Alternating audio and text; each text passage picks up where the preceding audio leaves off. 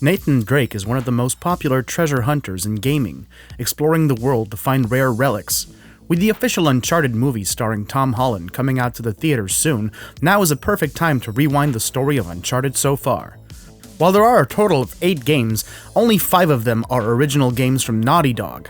Golden Abyss, Fight for Fortune, and Fortune Hunter are spin-offs from other studios whose plot is based on Nathan Drake's adventures. So today we are going to go over the story of Naughty Dog's games in 15 minutes or less. Of course, explaining the entire plot of 5 games in 15 minutes means we are going to take some shortcuts.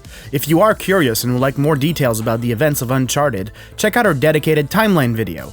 It goes more in-depth about Nate's adventures. And now, without any further ado, let's get started. I'm Jerome, and this is Uncharted in 15 minutes or less.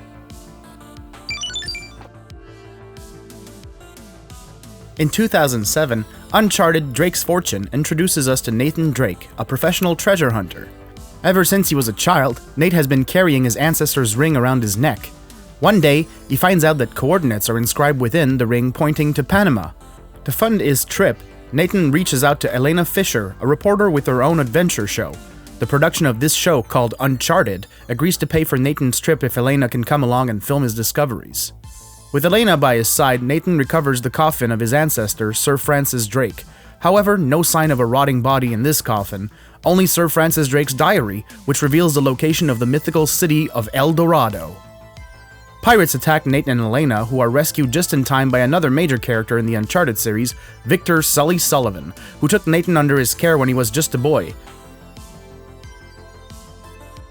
Nate explains his findings to Sully, and the two decide to hunt the treasure together. They leave Elena behind, fearing that rivals could interfere if the reporter published their discovery. Nate and Sully follow the coordinates from Sir Drake's diary to a temple in the Amazon rainforest. They find out that El Dorado is not a city, but a golden statue that was taken away to a southern tropical island.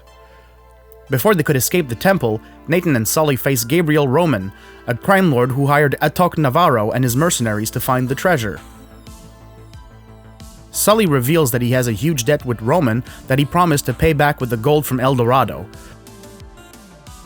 Roman decides to go after the treasure himself and tries to kill Nathan.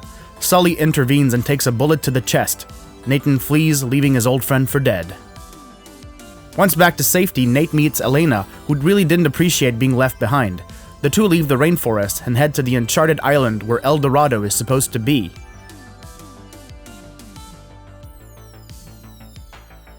As they go to the island, Nate and Elena's plane is shot down. The two end up separated as they parachute away from the plane. After landing, Nathan fights a bunch of pirates before getting captured.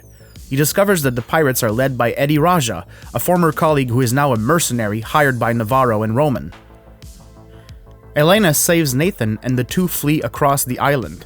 They discover that El Dorado was moved further inland. Elena finds footage showing Sully alive working with Roman and Navarro.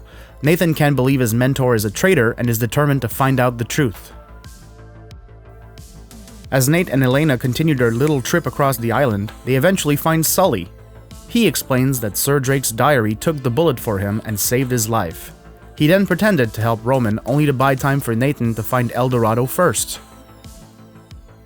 Nate finds the body of Sir Francis Drake, who seemingly died on the island while searching for El Dorado. Soon after they encounter Eddie and his crew, who are running away from what looks like zombies. Nate discovers that the El Dorado statue is cursed and turns everyone into zombie-like mutants.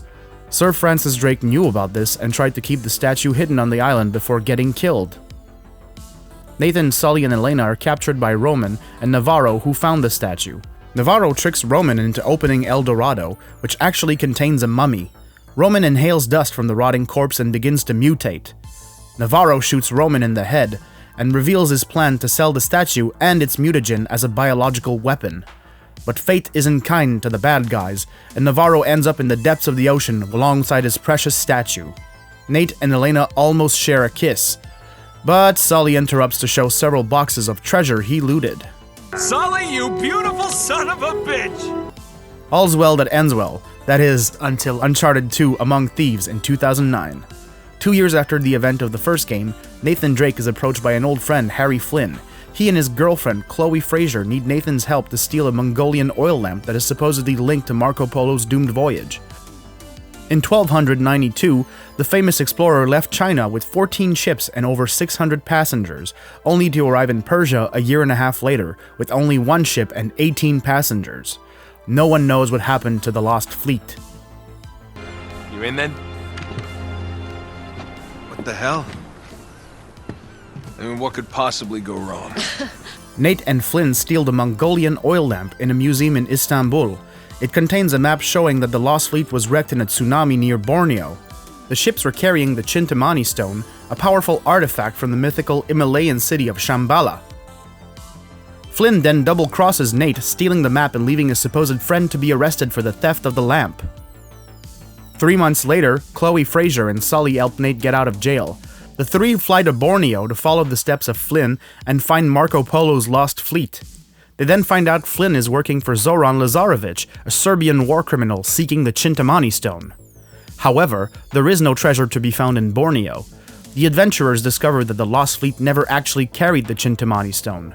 The next clue leads them to a temple in Kathmandu, Nepal. Sully, who almost died in the previous game, decides not to follow Nathan and Chloe in their journey across the world. The two head to Nepal, where they meet Elena Fisher and her cameraman Jeff, who are also tracking Lazarevic. The team is ambushed by Lazarevic's men and Jeff is shot in the crossfire. Chloe insists on leaving the cameraman behind, but Nate and Elena help him. They are caught by Lazarevic, who kills Jeff. Nate and Elena catch up with Lazarevic on a train. Flynn shows up and shoots Nate. Cornered, Nathan shoots a pile of propane tanks. The explosion kills Flynn's men and derails the train. Nate escapes from the train and travels through a snowstorm before falling unconscious. A Tibetan Sherpa named Tenzin saves the hero and brings him to his village. There, Nathan reunites with Elena and meets Karl Schaefer, a German explorer. He also tried to go after the Chintamani stone years ago, but his expedition failed. Nate and Tenzin venture through ice caves on the traces of Schaefer's expedition. They find out that the German was working for the Nazis and killed his own men to protect the world from the Chintamani stone. While they were away, Lazarevic's men launched an attack on the village and kidnapped Schaefer. Elena and Nate follow Lazarevic to a monastery. The German, mortally wounded, asks the pair to destroy the stone before the Serbian obtains its powers. Lazarevic forces Nate and Elena to open a secret passage to Shambhala underneath the monastery. As the gate opens, monstrous guardians attack the party. Nate, Elena, and Chloe manage to escape through the chaos. They discover that the Chintamani stone is not a real stone, but a giant amber piece derived from the sap of an ancient tree of life. The sap gives anyone who drinks it superhuman powers, explaining the strength of Shambhala's guardians. Flynn makes a final comeback to ambush the team in a suicide attack. He wounds Elena, and she stays in Chloe's care while Nate confronts Lazarevic. The Serbian drinks the tree sap, boosting his abilities. Nathan manages to defeat him and escapes with Elena and Chloe as the monastery crumbles. 2 years later, Nathan Drake is back in Uncharted 3, Drake's Deception. He travels to London with Sully to meet with a man named Talbot, who is interested in buying the ring Nate inherited from Sir Francis Drake. But as Talbot is about to buy the ring, Nate and Sully accuse him of using counterfeit banknotes. Talbot doesn't really like that accusation, and a fight ensues. Nate and Sully are cornered by one of Talbot's men, Charlie Cutter. Talbot's employer, Catherine Marlowe, steals Nathan's ring. Flashback 20 years ago. Teenage Nathan Drake searches for Sir Francis Drake's ring in a museum in Cartagena, Colombia. Nate meets young Sully, who is also after the ring. Nate steals Sully's bag and takes his copy of a key that gives access to the museum. Nate heads back to the museum to steal the ring, but the boy is cornered by Sully, Catherine Marlowe, and her guards. Nate manages to escape with the help of Sully, who becomes his mentor. I see great things in our future, kid. Great things. Back to the present day, we learn that the meeting with Talbot was just an excuse for Nate and Sully to get closer to Marlowe, and that Charlie Cutter was actually helping them all along. Chloe Fraser joins the group as they follow Marlowe to an underground library. They discover a map of Sir Francis Drake's voyage to Arabia, where he tried to find the lost city of Ubar. The treasure hunters travel to France, Syria, and finally head to Yemen. Marlowe and Talbot catch up with Nate's crew, and Cutter breaks his leg as the team tries to escape, forcing him and Chloe to drop out of this adventure in Yemen. Reluctantly, Nate reaches out to his estranged wife, Elena Fisher. That's right, the two lovebirds got married, but Nate is more interested in chasing treasures than treasuring his wife, and so the couple got separated. Elena helps Nate and Sully locate a tomb that holds information about the location of the city of Ubar. Coming out of the tomb, Nathan is hit by a dart containing powerful hallucinogens, and he wakes up outside a cafe with Talbot and Marlowe, who reveals Nathan's past. I suspect I know you better than anyone, Mr. Drake. Of course, that's not your real name, is it? But we won't dwell on that. Nate escapes once again and reunites with Elena. His wife warns him that Sully was captured by Marlowe's goons earlier. Nate sneaks into a cargo plane supposed to deliver supplies to Marlowe's convoy, leaving Elena behind again for her own safety. Nathan is quickly spotted by Marlowe's men. They fight, causing an explosion that destroys part of the plane. Nate is sucked out mid-air, collides with a falling supply crate, which luckily had an unused parachute. Nathan safely lands, but is alone in the middle of the desert. After wandering in the desert for a while, Nathan reaches a ghost town where he's attacked by Marlowe's men. Nate is then rescued by a troop of Bedouins led by a man named Salim. Once back to safety, Salim tells Nate that the city of Ubar was doomed thousands of years ago by King Solomon. He imprisoned demons known as the Jinn within a brass vessel and cast it into the heart of the city. Salim leads Nate to Marlowe's convoy, which they destroy before rescuing Sully. A sandstorm splits the group, with Nate and Sully suddenly at the gates of Ubar. As they enter Ubar, the pair find a water fountain. Nate drinks from it and gets a hallucination of Talbot killing Sully. When he comes back to his senses, Nathan realizes that when King Solomon cast the brass vessel into the depths of the sea, it contaminated the water with a powerful hallucinogenic agent. Nate and Sully find Marlowe trying to get the brass talisman. They stop her before it's too late, but destroy a support column that causes the entire city to collapse. Marlowe doesn't make it out alive, falling into a pit of quicksand with Nate's ring. As they are almost back to safety, Nate and Sully stumble upon Talbot, who tries to kill them.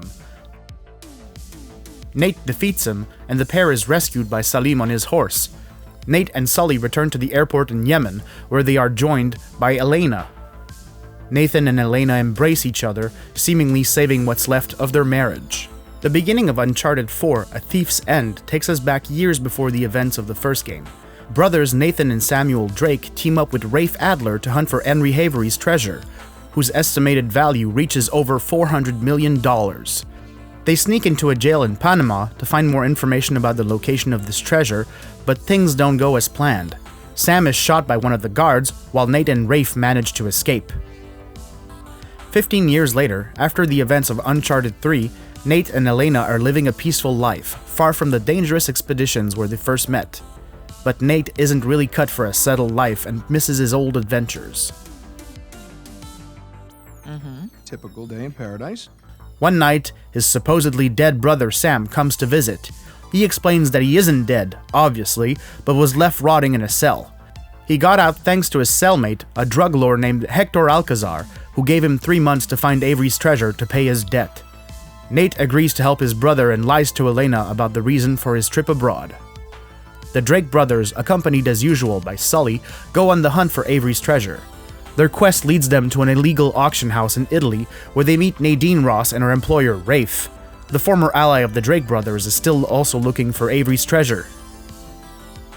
The adventures continue in Scotland and leads to a dormant volcano in Madagascar. The Drake brothers and Sully discover that Avery hid his treasure in a pirate utopia called Libertalia. The Drakes reach Libertalia but are cornered near a cliff by Rafe. He reveals that he released Sam from jail 2 years ago and that the threat from drug lord Alcazar was just a lie Sam made up so Nate would join him on his trip. Rafe shoots Nate, but Sam shields him, and Nathan is knocked off the cliff. Elena, who is never too far away, rescues her husband. She found out the truth about why her husband left the house and isn't too happy about it. I didn't tell you because I was afraid Afraid of what? of losing you. Nate reveals that his mother was an historian specializing in Sir Francis Drake. When they were teenagers, Nate and his brother Sam got into trouble and had to flee the police. They decided to change their last name to Drake in honor of their mother. Nathan and Elena continue their journey, and the couple grows closer as they face dangers together once again. They eventually catch up with Sam, who doesn't want to stop looking for the treasure. Nate goes with him while Elena and Sully stay behind. They find a cavern containing Avery's ship and the treasure. Rafe is already here, looting the gold with Nadine and their crew. Rafe and Nate fight while Nadine betrays her ally and flees the scene. Nathan eventually drops a net full of gold on his opponent, crushing him to death. Years later, Nate, Elena, and their teenage daughter Cassie are living on a tropical beachside. The teenager finds relics from her parents' adventures, so Elena convinces Nate to tell her all about their story. And this is the end of the story for Nathan Drake. Uncharted 4 is the last game featuring the hero, so we can only assume he spends the rest of his days sipping beers between 2 dangerous missions across the world. But if Uncharted 4 puts an end to Nate's story, it isn't the last game in the series. In 2017, Uncharted returned with a new installment called The Lost Legacy. This time, the focus of the game instead went to 2 other treasure hunters we know well, Chloe Fraser and Nadine Ross. The 2 team up to find a tusk of Ganesh, a legendary Indian relic. During their adventures, they stumble upon Sam Drake. Nadine wants to kill Sam, but Chloe convinces her otherwise. They eventually team up to defeat a common enemy, a man named Asav, who wants to trigger a civil war. Well, that wraps up our summary of Uncharted in 15 minutes or less. Which one of these games is your favorite? Let us know in the comments, and make sure to subscribe to the Leaderboard for more gaming videos each week. This is Jerome, signing off.